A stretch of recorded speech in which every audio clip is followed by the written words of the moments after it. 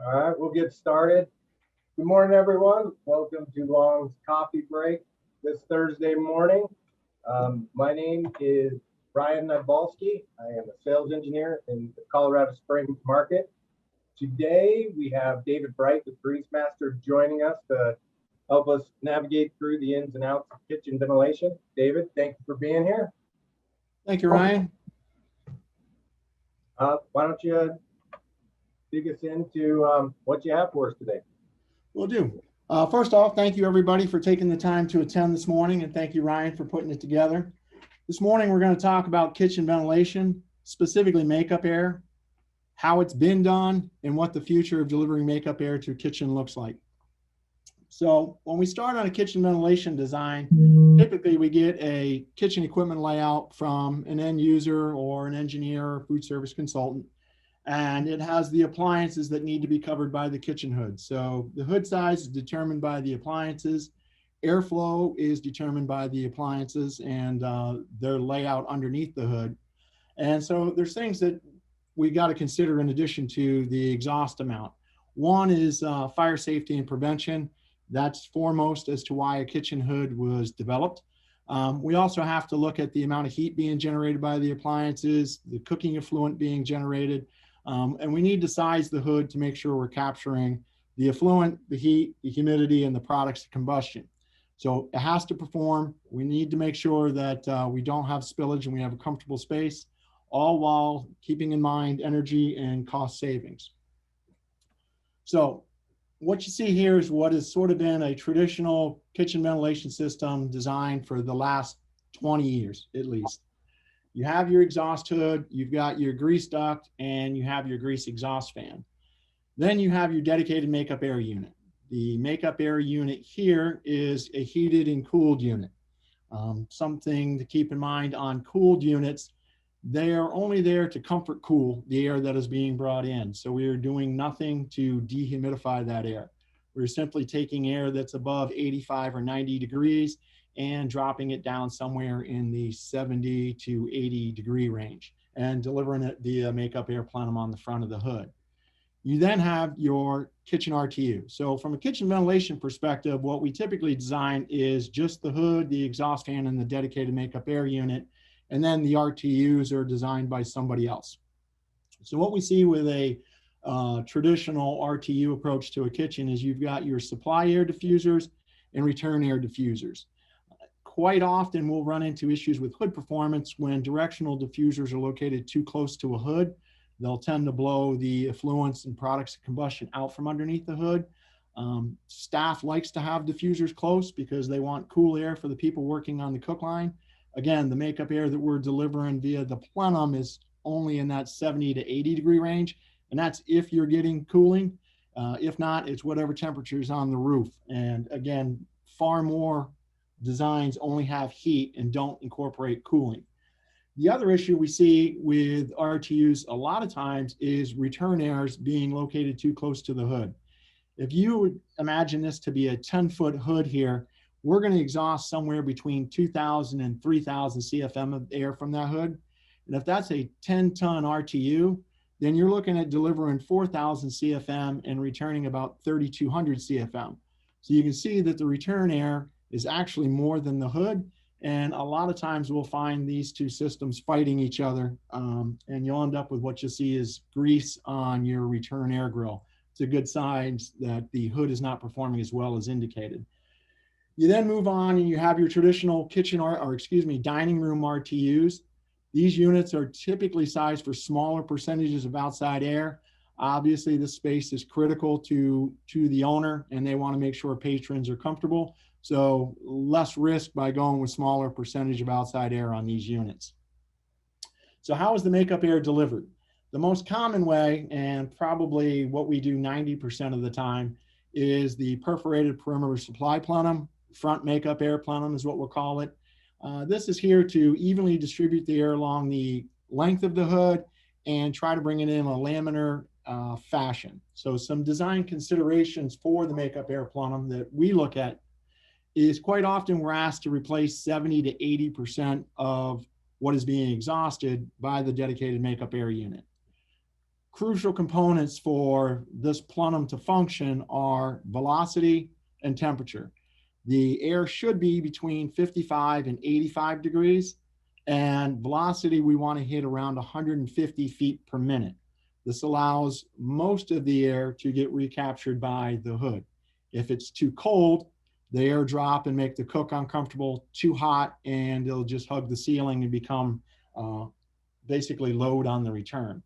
So this chart here sort of shows diffusion rates, and sometimes this is what doesn't get accounted for in HVAC design.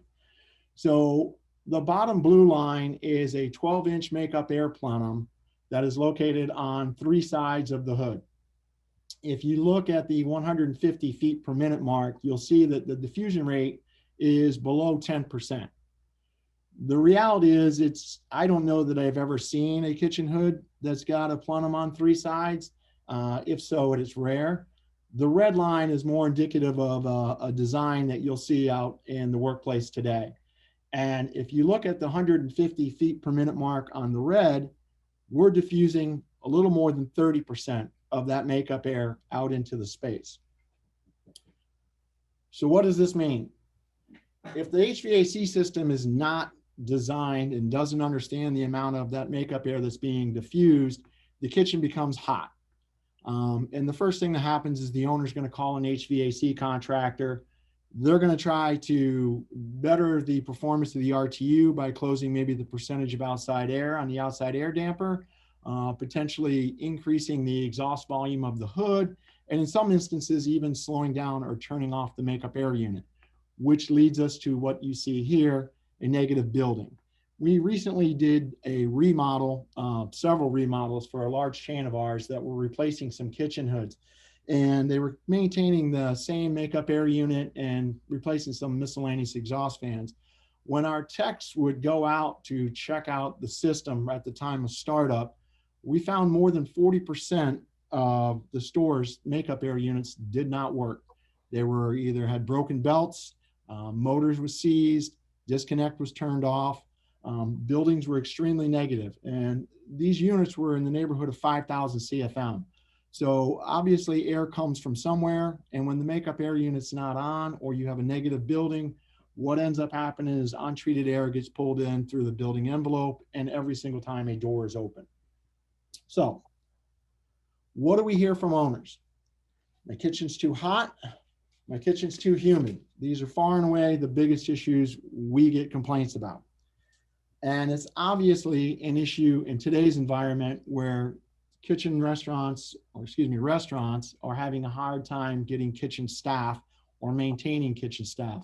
Owners are paying attention to the working environment to try to retain employees.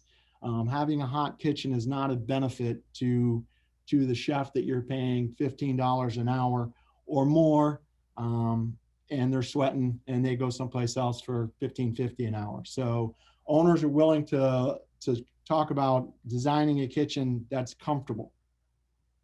So how do we do that? Well, this is the dedicated outdoor air system approach. This is the approach of the future, and it's actually being implemented now. What we do is we put a DOAS unit, a 100% outside air unit, to handle the kitchen load. So basically you still have your exhaust hood, you still have your duct and your exhaust fan, but now we have this 100% outside air unit that's replacing the dedicated makeup air unit and replacing the kitchen RTU. Simplifies the design, obviously. There's less air moving around in the kitchen as all the air that's delivered is delivered across from the hood and makes its way to the hood. So we're not fighting high velocity discharge diffusers. We're not fighting return air grills, the things we talked about earlier. We will put return air on these units if we have to, but we only operate the unit with the return open at night when the hoods are off, just to condition the space as needed. On the dining side of things, we eliminate the RTUs and move to DOAS units with return air. Since these units are designed to handle a higher percentage of return air and outside air, we can usually eliminate 1 RTU on a kitchen design when we go through this. So again, less units on the roof, saves the owner some money, and more importantly, all the air that's being brought into the space has been heated, cooled, dehumidified, and reheated. We call this integration 201. What we get out of this is excellent temperature and humidity control. As mentioned, everything is conditioned here. There's no question about how much air from a makeup air plenum is being diffused.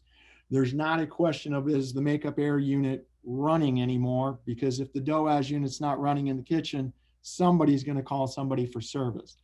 As important, we also monitor the units so we know if the unit's operating. So you're going to have correct building pressure, and you're going to minimize any type of infiltration. So you'll have a more comfortable space overall. Obviously, you got proper supply air velocity in the kitchen and dining spaces. There's no unexpected drafts. And again, the continuous flow of air towards the hood, eliminating the effluents. And oftentimes this allows us to actually design the hood at lower airflows. Again, we're not trying to fight against what we think are going to be directional diffusers, return air grills, things of that nature. So obviously advantages are improved comfort, humidity control. Again, that is a big one. We've seen a number of restaurants that have mold issues in a kitchen or above the ceiling because their space is negative and they're in a hot, muggy environment. Obviously, you've got less units on the roof, so you save some on structural electrical. Smaller footprint overall. Some of those makeup air units with condensing units on top, things like that can get pretty long. And you've got seamless integration. You've got the folks that are designing the kitchen ventilation system also knowing what's going on with the rest of the space in terms of the HVAC design. So our DOAS unit was introduced in 2015. Currently, it's available in sizes up through 30 tons and 600 MBH heating. We got electric heat as well. We're about ready to introduce 40 and 50 ton units and upwards of 800 MBH of heating. All of our units are direct drive or ECM, ran with a VFD.